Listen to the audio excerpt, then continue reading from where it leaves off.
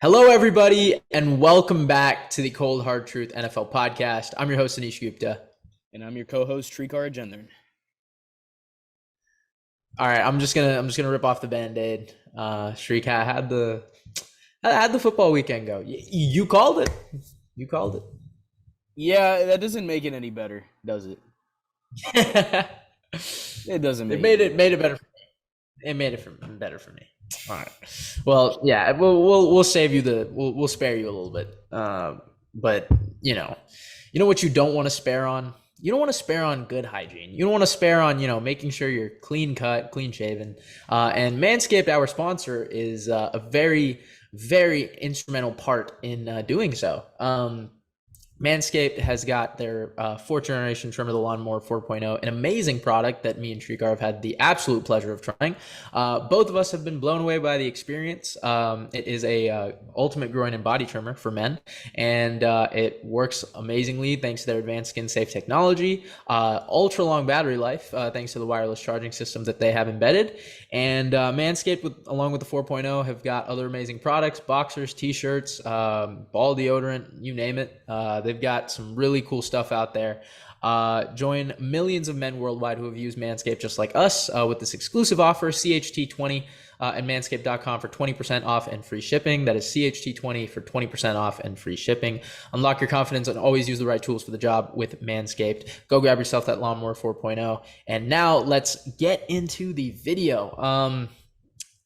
Let's start off first with today's news. We're recording this on Wednesday, February 1st. New month, Black History Month, if any African-American viewers are watching. I wanted to start off, obviously, with Tom Brady retiring. Last year, I took it really hard. Like, I was, really sad about it. I was like, damn, like it just never felt right. I was one of those who thought it was real. So, I was like, damn, I was mostly mad about Adam Schefter reporting it, right? Remember he had reported it 5 days earlier, and Tom then eventually kind of confirmed it, and then 43 days later he said, nope, coming back, psych. But this time felt a little different, bro. I think in the video you could kind of see him tearing up a little bit, and obviously it was announced on his own terms. No one kind of expected this. This just happened today morning, right? Released a video. Had a boatload of pictures on his story and on his Instagram. So, everything was done by him. Maybe I'll ask you, start us off, give us a quick recap on what your thoughts were. We've kind of already done this whole Tom Brady retiring thing, but it doesn't make it any less big that he's doing it now. And if I could, and I probably will, I'll recap what, Tom Brady means to me as a football fan, but I'll let you go on ahead. I'm not going to rehash, as Anish said, a lot of what we said last year on this same exact day, February 1st. But I will kind of talk about the points that I made during that day. And most of it kind of remains the same for me. If you go look at our Instagram, Anish put up the same Brady post that he put up last year. It's kind of what it is. A little bit added, but yeah, same thing. It was rewritten, right? But he is the defining athlete of National Football League. He is the winner pretty much for all time. And look, I'll say it again. Nobody would argue Brady has better physical gifts to many other quarterbacks out there, many other players out there in general. Never had the biggest arm. He never had, the most mobility, never had the best frame. But I think that's part of what made Brady so great, because in my opinion, the one thing that I really took away from Tom Brady and how he's impacted my life was he pushed himself he pushed the limits of who his body allowed him to be through pretty much sheer force of will, which is incredible to me. He was kind of that testament to what could be if we pretty much demand the best of ourselves. And obviously Michael Jordan, kind of the same thing. He had that drive to succeed. But if you asked me if he's similar to a Michael Jordan, similar to, is he like the best athlete to ever live? No, I tend to compare him to a guy like Bill Russell, the greatest winner in his sport. Nobody would argue he was the most physically gifted, but he just won. he won, and he had a way of doing it. So I'll keep it short because I know you have a lot to say. But if there's just a final summation for Brady, it's the legacy he left behind. This is the story of a guy at the scouting combine who pretty much looked like a human bag of milk, right?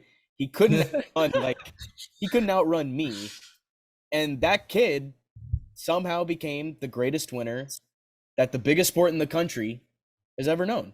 So, in the years to come, Brady will still be in the public eye. It's not like he's gonna wash away. He could be a broadcaster. I mean, whatever he decides to do, but he's still gonna get love from fans. Whether they want an autograph or just a moment with him. But I'll just cap it by saying this: Brady is a living legend. He is pretty much the embodiment of greatness, and he is the best player that ever was. Yeah, I'm gonna try and keep it as short as possible. I'm with you on everything. I think what hit hardest was that picture I saw, the selfie of him and Payton. I reposted that on my own personal stuff, and I was like, just seeing that picture, I was like, damn, dude, like, the two quarterbacks that, like, for me at least, taught me that you don't have to be the strongest guy to succeed. So, Tom was kind of like the epitome of, like, just like maybe what a hard worker was, or just like kind of the NFL itself. Like, he was a 6th round pick, and he is the greatest player to ever play. I mean, we've had constant years every single year. There's, a first overall pick. There's, a really hyped up guy. He was none of that, right? Kind of coming out, and he did so much for this league. And I think one thing that I wanted to talk about when I rewrote what I put on our pod was, like, he reset the athletic standard in the sense that, like, to do what he did past 40, I don't think it still does not get talked about enough. I mean, like, who else are you seeing do this, right? Like, him and LeBron are, I think, the only two people that, like, have really defied the athletic standard. And both of them, in my opinion, don't get enough credit for it. Just because, but, like, we should all be like, we've gotten to see something so crazy as this. I mean, like, the NFL is 100 years old, or 100 plus years old now, right? The NBA, same kind of, like, 75 years old. And, like, a lot of stuff has happened, and I know the game is going to continue to evolve, but I mean, a 23-year run that he had, he really put a stamp on it, right? Like, there was a stat, when he left New England, like 9 out of 20 years, he made the Super Bowl. Like, I mean, like, isn't that absurd, right? Like, 45% of the time, and that's including the year he tore his ACL, 45% of the time, he had a chance to go to the big game. I mean, like, that's just absurd. He also found different ways to win, right? It was always like, small salary cap. Another thing was he always threw the ball so quick, so he made it great on his O-line. He was so relatable to players. I mean, like, Scotty Miller, right, for example, could go up to Tom Brady and ask him a really cool question. Like, he was just such a, like he was a guy that you didn't really fear, or a guy that wasn't so brash or cocky. So that was really cool. I guess from what we've seen it from an outside lens. And yeah, fierce competitor, right? And even this last year, I mean, he goes out breaking the record for completions and attempts at 45. I mean, like, say what you want about the passing game, but that's still really impressive, right? And he, in his final game, I really wish it wasn't. I was of the believer that he was going to stay. I've been wrong both times. I really thought he was going to, but I mean, in his final game, he had 255 yards in the second half of the Dallas game. And had Mike Evans caught that big pass, you know what I'm talking about, in the fourth that he dropped, it would have been 306. 306 yards in the second half in a playoff game against a top 5 defense is absurd. And fine, garbage time, whatever. Come on, dude. Like, that's still really, like, impressive. And I think what it comes down to is I just don't think I think the personal life finally has caught up to him in a little bit. Like, as a 45-year-old guy, divorced, kids going back and forth with the parents, like, he's been out, right? Like, football is a 11-month grind. You're always out, right? And one thing, like, my parents have always been there for me in this kind of sense. And I, like, my dad gets busy sometimes, but he's always there. But, like, when you're traveling, when you're not, like, you're traveling, like, 4-day weekends, like, out in, like, Seattle from Tampa, right? Like, it's just hard on your children. And I think that's probably a factor that he looked into and said, hey, can I really afford to move again with how, the landscape is with my family, right? And I think that's a really valid point. to kind of bring up when we look back on this. But yeah, from a football perspective, I still think he's the greatest player to ever play, and I still think he's the best player to ever play. And I know a lot of this conversation about Patrick Mahomes has kind of risen about. What I say to that is I actually don't want to rank him till he's kind of closer towards the end of his career, because I really don't know where the trajectory is going to go. That's where I stand on Patrick. I think he's, phenomenal. Like we'll talk about him in a little bit, but like, I mean, I just want to put him aside when we kind of talk about just Tom. And I know, Tom put it in a really, he always has weird timing with everything. I mean, like, this was just so ironic right before the Super Bowl again. But it's just crazy. He won literally every single season.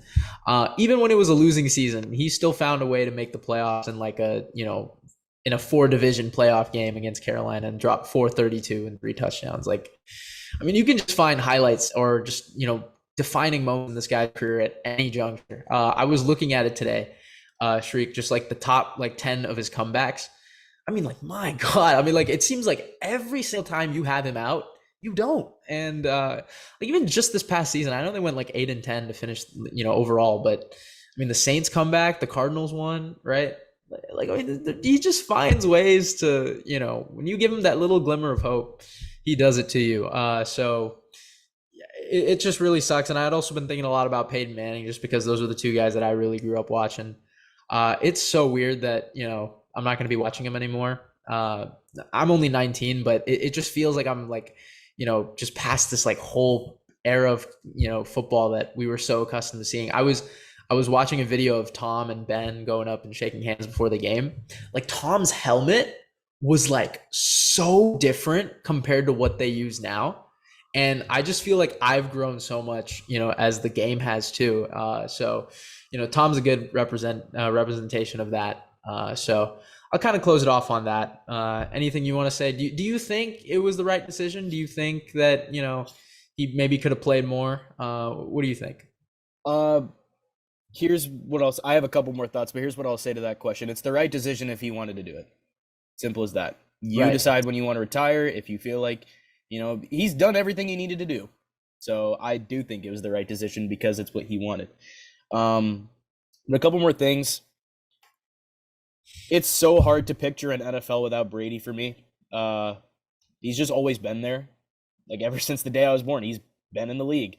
So, it's going to be – I've never known an NFL without Brady. That's for one. And for two, just for anyone watching, please appreciate the quarterbacks that we have now. Because the era of quarterbacks that me and Anish grew up on are now gone. And it's kind of sad when you think about it. But I know that social media and, the news cycle and everything, they love comparisons. They love takes. They love, is X better than Y? Is Z better than both? Sometimes it's nice to just kind of sit back and think, man, like Mahomes and Burrow, for example, that is a rivalry that we are going to be seeing for a while. And it's going to be really fun to watch. Won't compare it to Brady and Manning yet, but that's going to be the defining rivalry of, this next era of football. So appreciate what we have right now, because we like to get caught up in, who's better, but sometimes it's just nice to sit back and appreciate both. That's what I'll say. Yeah, I don't know if Mahomes and Burrow is going to be a rivalry, considering the Browns are going to win the division continuously from now on. I'm just playing. Yeah, I'll kind of wrap it up with you too. I when I first started watching football, I used to get so mad. Like, how is this one dude, winning? And I had no ties to Boston, so I couldn't even root for it. I was like, why is this guy doing this? Like, I got so mad when Malcolm Butler picked off Russell Wilson, Brady won. I was like, dude, are you kidding me? Like, is this how this dude's going to win? But, I finally, corrected myself, and I was like, man, what this guy is doing is just unreal. And, people have been trying to write him off for what? 8-9 years, and he just finds ways. I still remember the game, Kansas City in 14. They got demolished. It was 41-14 or something. I remember people were like, oh crap, is this it? Is this it for Tom? Dude, he went on to play 8 years after that, or 9 actually. Sorry, yeah. That's crazy. I was 10 at the time, right? it's really unreal. And it just also makes me think that we're now 7 years without Peyton Manning.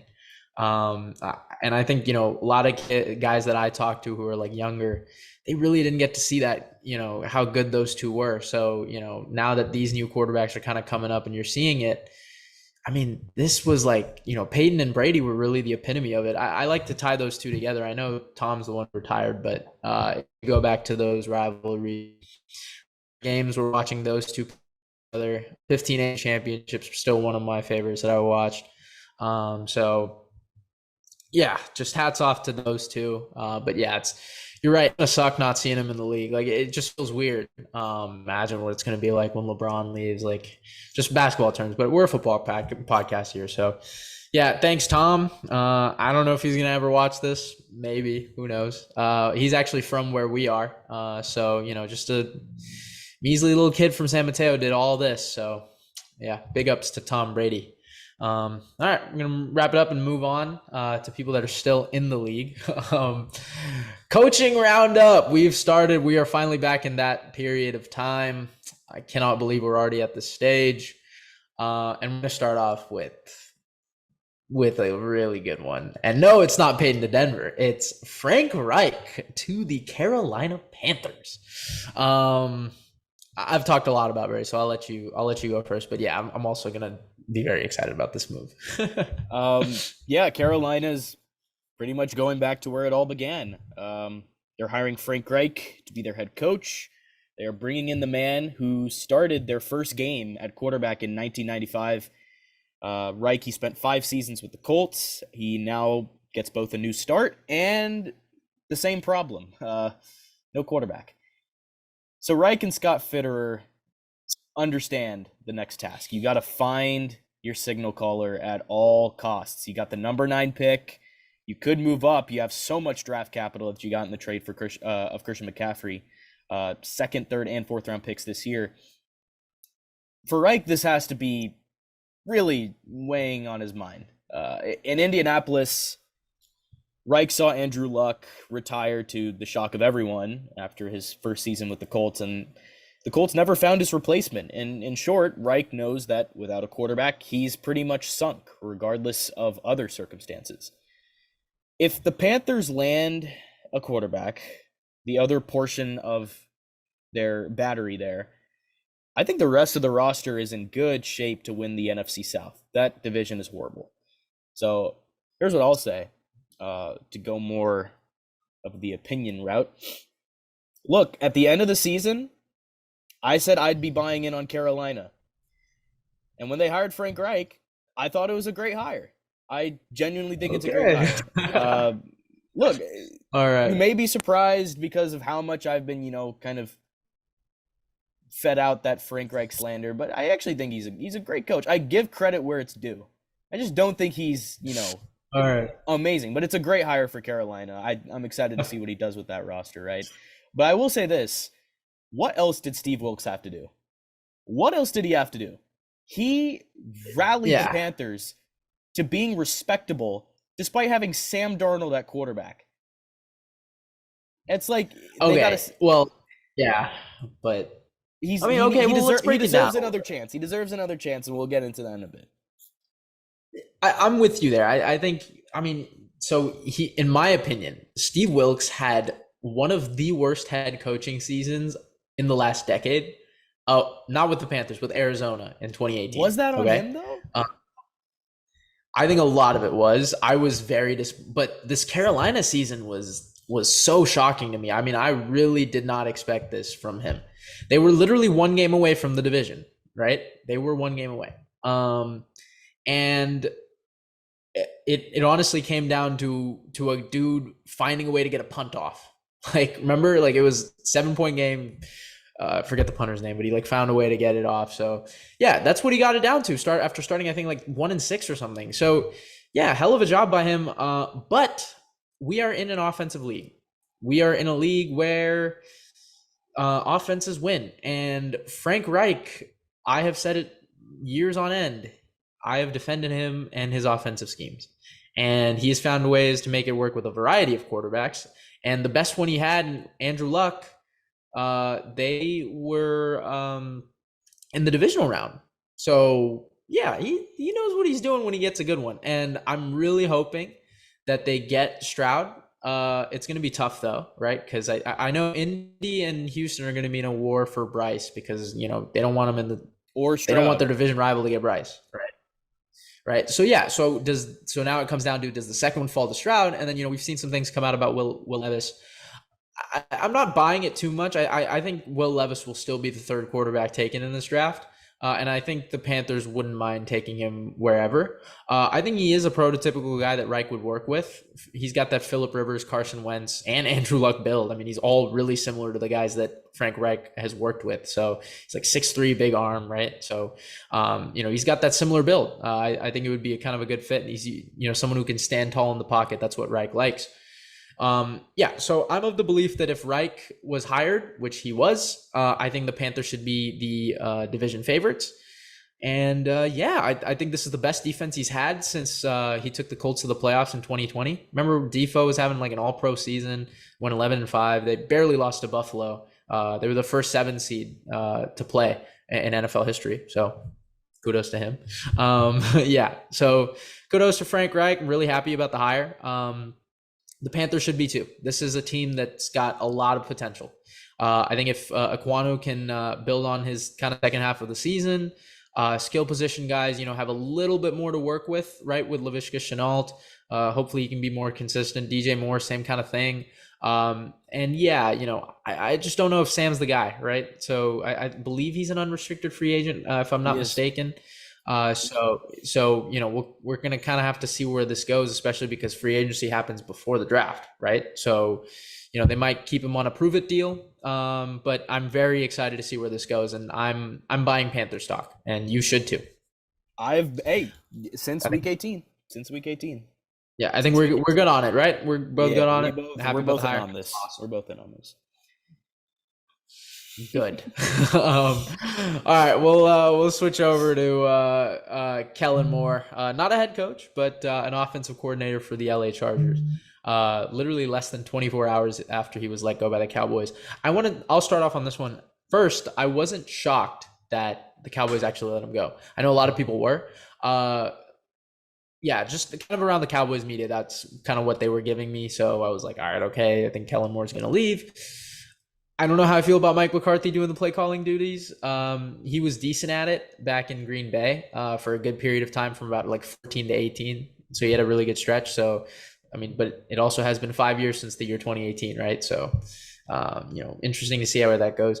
Kellen Moore, he really likes to have this complementary run game that leads to throwing the ball. He would run kind of Dak Prescott into a lot of, big, passes that were like, okay, was this really necessary? I know Dallas Cowboys fans have had their ups and their downs with him. I do think the Chargers have perfect skill position players that replicate what he had in Dallas. So Austin Eckler, I think, is a really good back to have. He had Zeke, right? Amari Cooper and CeeDee Lamb. Similarly, they've got Keen and Mike Williams. And then tight end spot, Dalton Schultz. I think Jared Everett is just as talented. I don't think that's really, a bold statement to say.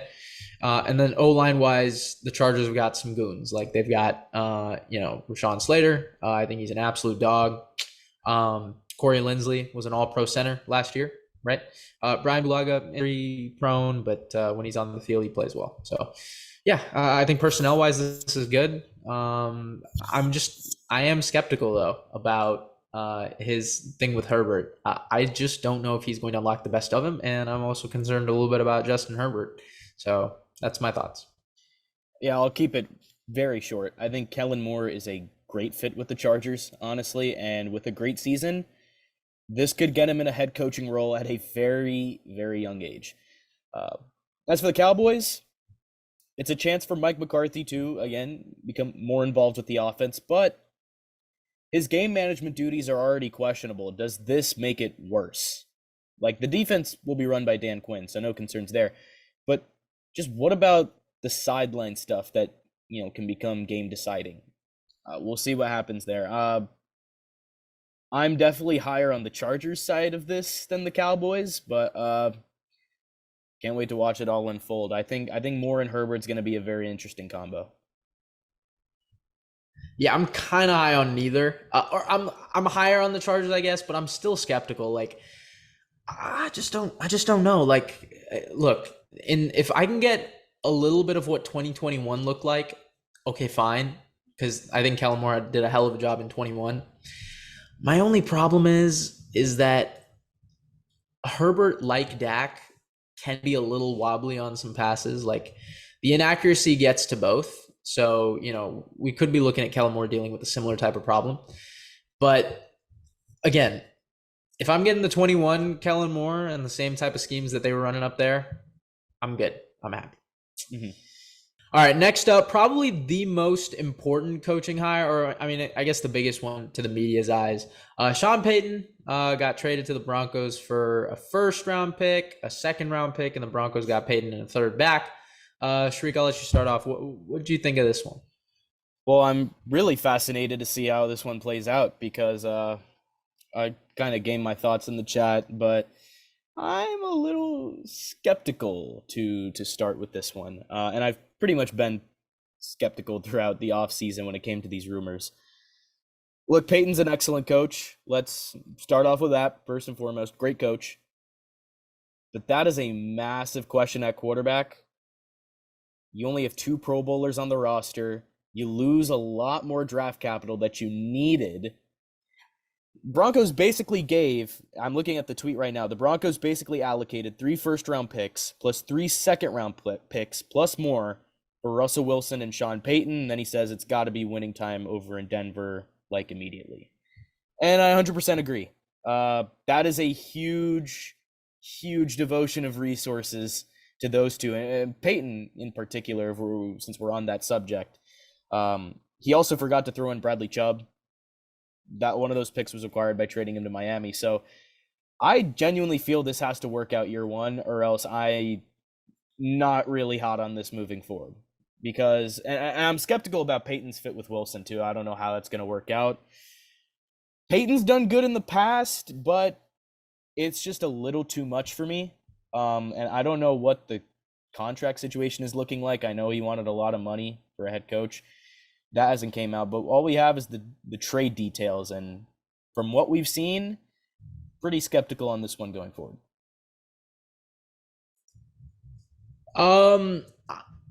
I guess we're a little bit different here. I'm a little bit higher on this one, in the sense that, okay, so I get the whole Pro Bowlers thing and I get the capital. So fine. Let's just toss that out because look, I get there's a lot of this, what you could have used with it. But the fact of the matter is they've got 2 guys now, right? So let's kind of just evaluate it from there.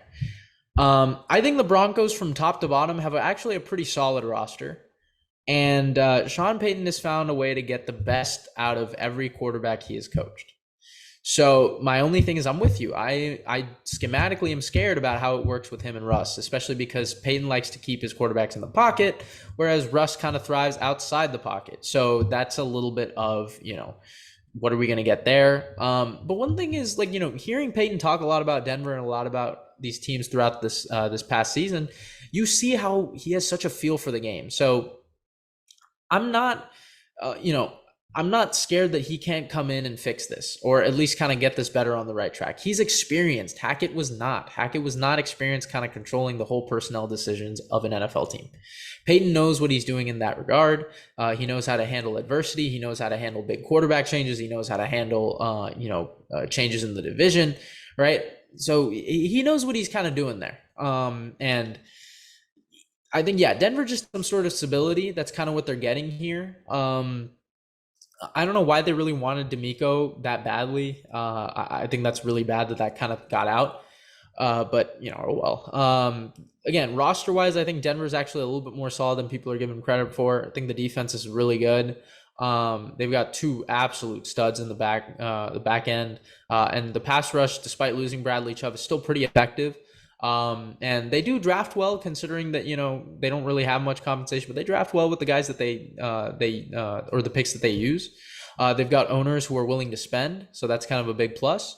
And on the offensive side of the ball, they've still got those skill position players. And remember, guys are coming back. Judy's going to come back healthy. Tim Patrick, who was really underrated back in 2021, finally coming back. So I'm kind of liking where Denver's going. I'm not going to say, they're going to make the playoffs or anything, but I do disagree with you in the sense that I don't think it has to work out year one. Because fact of the matter is both of them are under contract for a while. So,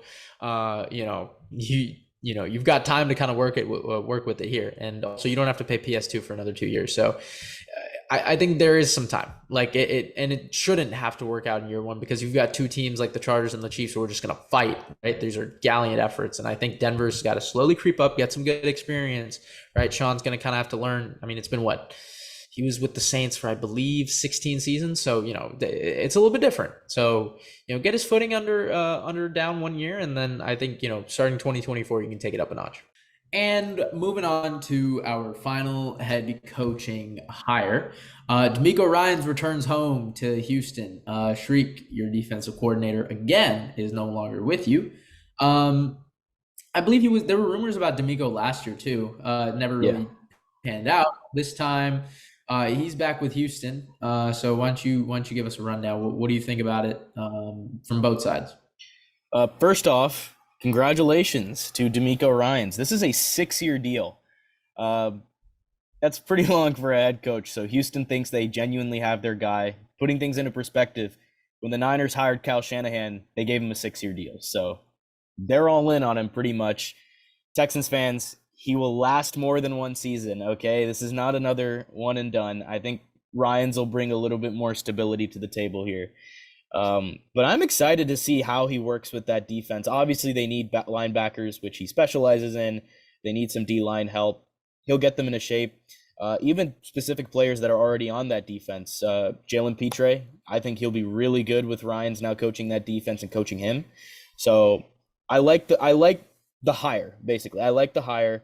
I know Jack had some thoughts. He said love Demeco but hate the hire, which I was kind of confused about. I don't know what he meant by that, but that's Jack's thing. I think this is a great hire for Houston. Getting, a guy who's been with the organization before, the top defensive coach available by a mile. I think it's a good hire, and I think it'll finally bring some stability to that organization, and I wish him the best of luck in Houston. Sorry. So, we just don't really talk about the Texans. Like I've been saying this for a while. Like we just don't. And, I rarely kind of keep up with they're like the one team that I just feel like I find myself not keeping up with, but I really hope this is the hire that makes me want to do it. So, one thing Jack said he was worried about the whole offensive thing. I think Pep Hamilton is a pretty good offensive coordinator. He's got a good rep around the league, as I said in our chat. And also, I think if you get Bryce Young, which I think they will, a Bryce and Damian Pierce wing T scheme for all my football guys out there, I think it would be so dangerous. And I think Demeco doesn't have to worry about that, which is really cool. And I think this defense has some pretty good hitters. You already mentioned Petrie, obviously Derek Stingley. I think Christian Kirksey, I know he's a little bit up there in age, but is a good player. Malik Collins is also not bad. I mean, they've just got a bunch of guys, right? Like, we really don't know much about them because they don't really play like, big time snaps. But I think these are all guys that have real solid talent. And I think the Texans are continuing to draft high, similar to what the Jaguars did. Draft high, draft young guys who are going to come in, develop over time, and you see them making plays like they did for Jacksonville. So I think that's what you're going to get out of Houston. In terms of, schematically, I think it's great for the defense. The Niners, I believe, run a 4-3, yes, or they used to run a 4-3. We still ran a 4-3. So they ran.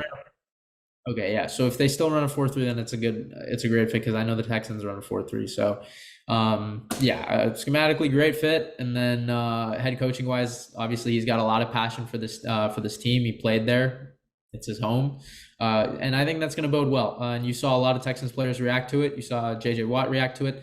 This is a team that's going to buy into him. I think with Lovey, it was a little bit questionable. This is a team that is really going to buy into what they're doing. And I think, by the way, Texans fans can finally say, hey, this is a step up in the right direction. One more thing. This is going to be kind of like McDaniel last year, where a lot of Niner players now want to play for Houston because Ryans is there. So keep an eye on guys like Jimmy Ward, guys like Azeez Al-Shaair, because they could possibly be heading to Houston to reunite with Ryans. They're both unrestricted free agents. So keep an eye on that. This could become Niners South, just like the Dolphins made it Niners East and the Jets too. Yeah, I mean, we'll see where it goes from here. But yeah, I mean, even on those sides, like the players that they got from SF, they had some decent games, right? Like Jeff Wilson when he came, immediate impact. Obviously, wasn't sustained, but just quick example. Quan went to New York, I believe, as well. Just teeny tiny examples. So yeah, but you're right. That's a good thing to watch out for. All right, I think that's enough on the coaching roundup. Let's kind of get back into the 22 season and look back on these two championship games. So let's start off with the 49ers and the Eagles. Srikar's season has now been cut short again, back-to-back NFC championship losses. I actually got a 1 year ago today notification on Snapchat. It was a video of Sean McVay hoisting the NFC Championship trophy despite being 0-6 versus Kyle Shanahan in the regular season. I've had my fun. Shriek, why don't you break it down? What was kind of the worst things about this game? What were kind of some things that okay, well, there weren't really any things you liked except maybe that McCaffrey run, but go ahead. Just unpack. This is your time. Now, if you're watching this on YouTube, you might be wondering, hey, why is he not sad? Why is he not depressed? Why is he not emotional? Because I'm already dead inside, all right? I've already gone through this. I already know what this pain feels like. Not many other franchises do. With that said, I'm happy for the year. Just want to say thank you to the Niners. This is a great year. Weren't supposed to be here, but let's talk about the game. And let's talk about one guy in particular. Not many coaches would have gotten their team to the NFC Championship game having to start 3 quarterbacks, including a 7th-round rookie. But it is also true. Oh, boy. It is also true. You'll like this. It's also true that not many coaches would have left the challenge flag in their pocket on a game-changing play and then blocked a top-tier pass rusher with tight ends on a long developing pass play. And yet here we are, because this is the story of Kyle Shanahan. Now, obviously, the Niners were drubbed in Philadelphia, but I think the story lies within that drubbing. So on the game's opening drive, Philadelphia had 4th and 3 from San Francisco's 35-yard line. Jalen Hurts heaved a prayer down the sideline, and it was seemingly caught with one hand by Devontae Smith. Smith began frantically signaling for his teammates, come on, let's get up, snap the ball. Shanahan should have immediately noticed this, all right, and he should have thrown the challenge flag. It's an enormous play, and worst case scenario, it's... Okay. Can I interrupt you really quick? So coaches in live time only see what's on the big screen, and the big screen didn't show the angle. But the players were literally saying saying it was incomplete too. So Hufanga was there. I mean, yeah, fair. I'm actually going to defend him on that one. But here's my thing. I think it's hard. It's an enormous play, and worst case scenario, it's a lost challenge and timeout in the first half. I think the reward is way greater than the risk. So I still would have thrown it. And Shanahan obviously did nothing. Moments later, and this is the play that actually got me a little more heated. We lost Brock Purdy on the second series of the game when the scheme called for Hassan Reddick. And keep in mind, he had 16 regular season sacks. Hassan Reddick had to be blocked by Tyler Kroft. And you can tell how that went. Reddick immediately got pressure, hit Purdy, and forced a fumble. Eagles couldn't capitalize on it, obviously, but Purdy was knocked from the game with an elbow injury, which would later turn into a torn UCL, I should say, in the elbow. Same injury that Mullins had when he got hurt, stepping in for Jimmy. So will he get Tommy John surgery? I don't know, but an elbow injury for a quarterback is never good. I think he will.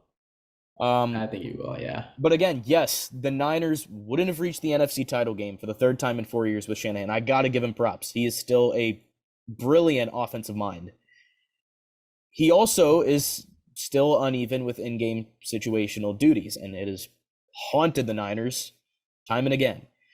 Now, we move forward with real questions. Is the quarterback of the future Purdy or Trey Lance? Brady's off the table now that he retired. I don't think a Rodgers trade is going to be happening. I don't think we're going to be trading for Carr. We might sign Matt Ryan. I don't know. He's a free agent. Maybe he gets signed. Is the odd man out between Purdy and Lance traded this offseason? What happens with the defense now that Demeco Ryans has gone for a head coaching gig? We're already looking at Steve Wilks, Vic Fangio, and Chris Harris. Between those three, I'd honestly rather have Wilks. I think Wilks fits our defense a little bit better than Fangio. We'd have to change the whole scheme. But these are all questions that we hope to worry about a few weeks from now, and it's just not the case. So disappointing end to an incredible season, and I think there's some real questions with the head man in big games.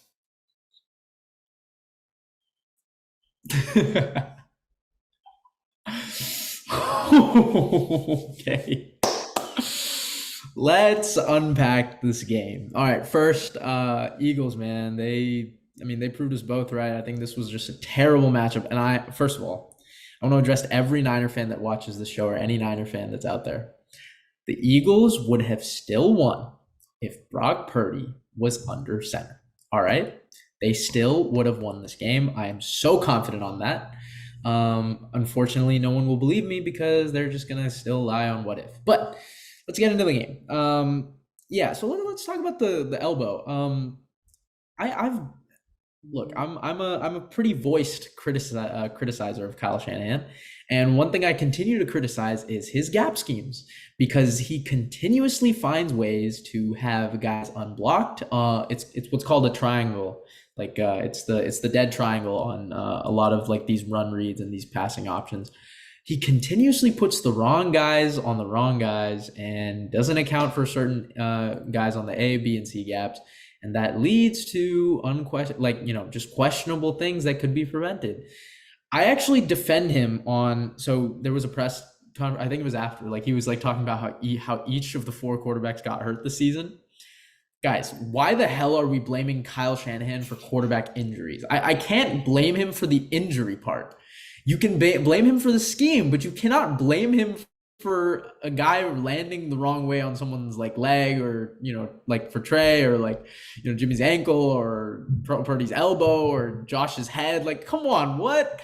So even I'm gonna defend him on that. But yeah, let's unpack this a little bit more. You're right. The Niners have so many more questions than they did coming into this season, and with this season, they I had him kind of around 10-7. I thought Trey was gonna hold him back a little bit. They ended up not going with Trey, so they ended up doing better than what I thought. But yeah, I still think, and it really sucks because I think Purdy was for sure the guy next year without the UCL, and now it's going to be really questionable. Again, just want to throw it out there and remind everybody, not a believer on Lance. So if he's going to be the guy next year, not really too happy about it because again, now guess what, guys? It's going to be 4 years. We are literally talking 4 full years. That is someone's the length of a high school career. 4 years. And Trey Lance has had literally less than 100, or I believe 200 pass attempts. 4 years, guys, 4 years. That's literally 200 pass attempts can happen in less than 4 games. Okay. I just had to throw that out there. 4 years. And people are expecting this guy to be some second coming of Michael Vick, but that's neither here nor there. All right. Now I get to talk about just a quick thing. I think Sirianni is a better play caller, and I think I would rather have Sirianni moving forward than Kyle Shanahan. I said it. Yeah. You know what? Yeah. Whenever a coach beats Kyle Shanahan, he immediately remember he did this with Mike McDaniel. No. Well, obviously, no. Sean McVay. Okay. He just jumps on this train, hold on. And it's so early. It is so early to be saying that. I 100% disagree. That is insane. Okay. All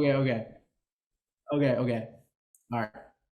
Everyone's gonna call it recent. I've already had to argue about this. That is the craziest recency bias I've ever seen.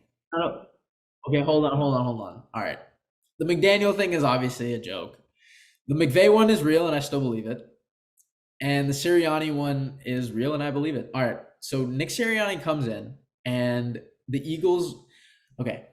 Once Sirianni figured out zone reads, they went from 2-5 with literally a bottom 12 roster. Are you going to give me this? Bottom 2-5. They were 2-5 last year. Bottom 12 Shanahan roster. had a bottom 3 roster. Do you But, understand how but bad he we had was, open but tryouts in he was 0. 2017? Yeah, no, I get it. But he was 0-10. Sirianni was 2-5 and made the playoffs. All right. And And then, then what did and Shanahan then, do? okay. But then Sirianni in his second season as a head coach, we can only go off what they've done, right? Like I'm just going off the 2 years. Sirianni Exactly. helps with the personnel decisions, right? Gets AJ Brown, right? Helps the trade. Obviously, Roseman was the main guy, but he's there, right? And he turns this juggernaut he turns Miles Sanders and Boston Scott into such a dynamic rushing game, and Jalen Hurts, he elevates him, right? And they have the best rushing attack in all football, not even close. And now they are 1 win away from a Super Bowl. I think Sirianni is a really good coach. I think he's a better scheme dude than Kyle Shanahan. I think schematically he's better. And yeah, I don't think Kyle is going to get to the big game. Where does Kyle Shanahan I fall don't on your know. head coach rankings? So that's the problem. I think it's Are we actually putting too early to Sirianni rank top Sirianni. 5? No. So that's the problem, right? So like he's only been a head coach for 2 years. I'm just saying I would take him as my coach moving forward. I can't put him above in the rankings. I won't do that. I'm not that stupid. Shanahan's been to 3 NFC championships. Like I can't, I can't take that away from him. But I would rather have. I think Sirianni is a better play caller, and I stand by that. You know what? So, yeah, that's, I that's what I think took away. I kind of understand the context now, and I'll just say fair. You can believe that. And shout out to Sean McVay, shout out Mike McDaniel, shout out Nick Sirianni. For people who watch this podcast, we get into these debates all the time. People genuinely think I hate those guys. I don't. I think they're great coaches, but I'm not one for the Shanahan slander, and I obviously slandered him today. But I defend my coach, man. It's what it is. But I think it's a fair take. I would still take Shanahan, Yeah, but told you we'd revisit it. I told you we would. But yeah, no, I can't rank him. I like people ask me, to rank head coaches. A lot of them you can't really rank. And I think Sirianni's one of them. First of all, his season's not even done yet. Like, let's be real. If he wins, he has a ring and Shanahan does not, right? So does that put him in the top 5 already? Like, I don't know, right? here's what I will say: And I still think McVay. Sirianni's already surefire top 10. I think he's Sure, already in yeah. the top I 10. mean, 2 seasons in, both playoff appearance. Like, I think people underestimate how bad that Eagles team was that you took to the playoffs last year. But it's neither here nor there. I mean, like they really did not have a lot for that team, and considering all the offensive line injuries they dealt with over the course of the year, really impressive. But yeah, that's what I wanted to say about Nick Sirianni. I know I'm gonna get a lot of hate for it. I'll probably make a post about it, and let's see how many hate comments I get. Shriek I'm over ready for under that like one. 5. Like Oh, you don't I'm know, you commenting don't on know that post. football. You don't know all this. I'm waiting Niner for fans it. will have a field Let's move day. on. Yeah, I can't wait. I'm literally gonna make it right after we do this. All right, let's move on to the 40 or not the 49ers, sorry, the Bengals and the Chiefs AFC Championship. Um, all right, I'll start on this one really quick. Like, and I'll let you get. I just want to say this: officials had a play in it. But man, I really wanted to see an overtime. Like, man, I really wanted another overtime between these two. Because the rule would have finally been in effect, right? The whole both teams had to start with the ball. And also, I don't think Joseph Asai really deserves a lot of the blame there, mainly because Trey Hendrickson was held 3 separate times by Orlando Brown on the run.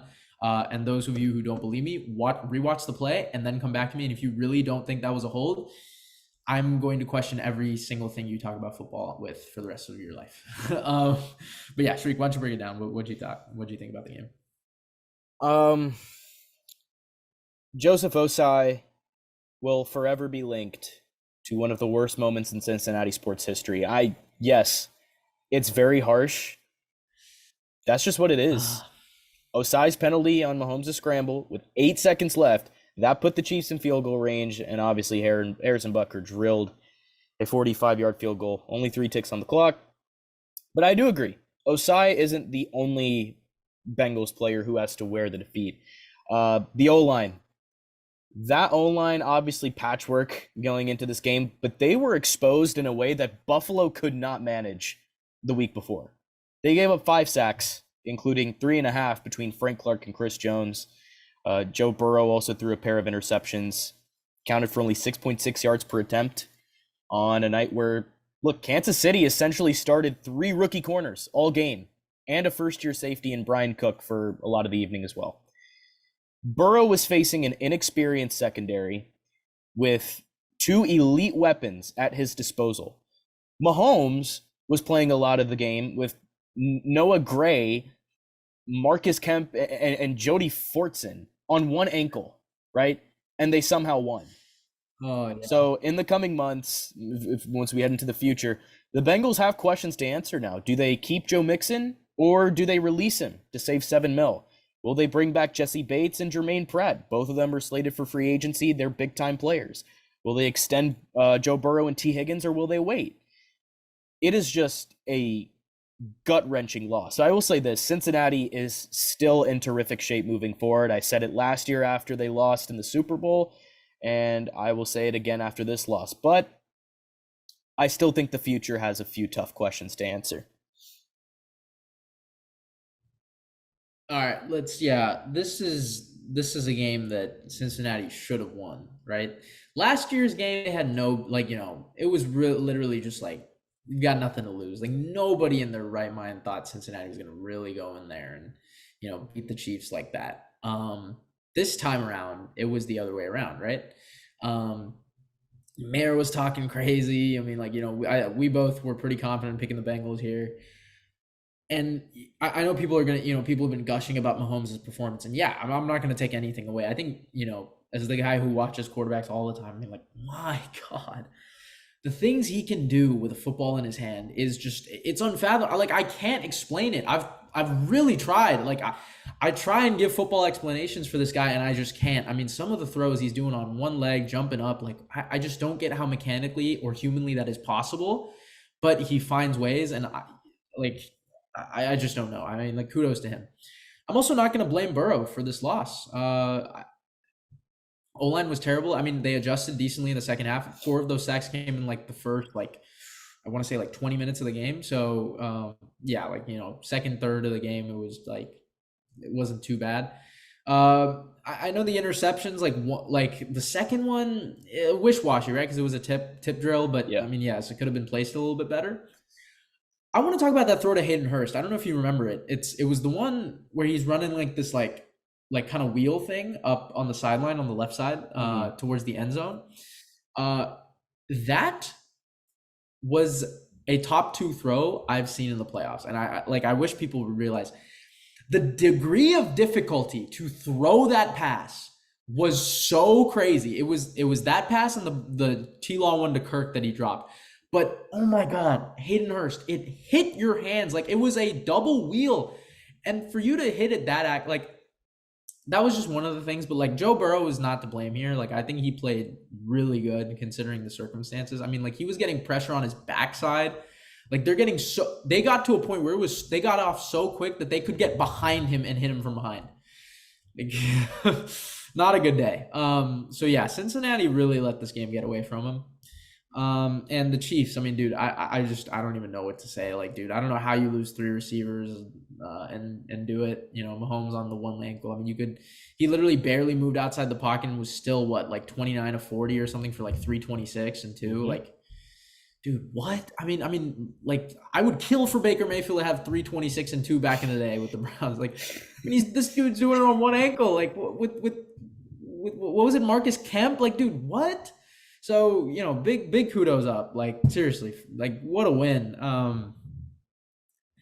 And, obviously this is going to shut down all the whole, Burrow Mahomes thing, who's the best. I never really entertain. I just think that, if Burrow had won, I was going to say that, you really have an argument for both sides, like, in the sense that, like, there's no clear cut one over the other, in terms of just because I think Burrow's accuracy is just next level. But I mean, dude, like, after seeing that, because I really did not expect that. Like, I mean, even for Mahomes, I was impressed. So, the Chiefs kind of move on. But, I'm glad because it creates this sort of rivalry, right? Because with Cincy being 4-0, right? Right. It's a little bit weird. But now you got a little bit, right? Because now the Bengals won the regular season ones, but the Chiefs won when it mattered, right? Same kind of thing. This year, and obviously the Bengals won last year, but they didn't get a bowl out of it, so they still don't have anything. Remember, same with the Bills. The Bengals, as much as they can talk, what do you have to show for it? So that's what I'll say. And you're right, since he's got a lot of questions, this is going to be an interesting offseason for them. But one thing is for sure, they will always be in contention with number 9. Right. And one more thing before we wrap up. One quick thought on the Super Bowl. We'll have a full preview up next week. But I think this is the best Super Bowl that we're going to see in a while. I mean, these are the 2 clear-cut best teams in football, in my opinion. As much as you want to think it is, it's not that often that you see the clear-cut, 2 best teams in football facing off in the Super Bowl. It wasn't that way last year. I don't think the Bengals and Rams are the top 2, but I think this is going to be a great Super Bowl. We'll go more in depth next week. Yeah, I mean, these are 2 really good teams, guys. This is going to be really cool. Obviously, we'll, it's the Kelsey Bowl or whatever, but I'm really excited for this game. This is now 2 years since my team has missed the playoffs, but all these teams keep it interesting. So, and I'm sure, guys who are fans of teams that aren't as good either, you can say that this was a really good postseason. Can't believe it's coming to an end. Man, season just goes by, guys, but we're still here. That's one thing that's constant. So we thank you guys for tuning in with us. However you watch us or how often you do, any type of view is a win for us. So thank you guys so much for watching. We've been the Cold Hard Truth NFL podcast, and we will see you guys next time.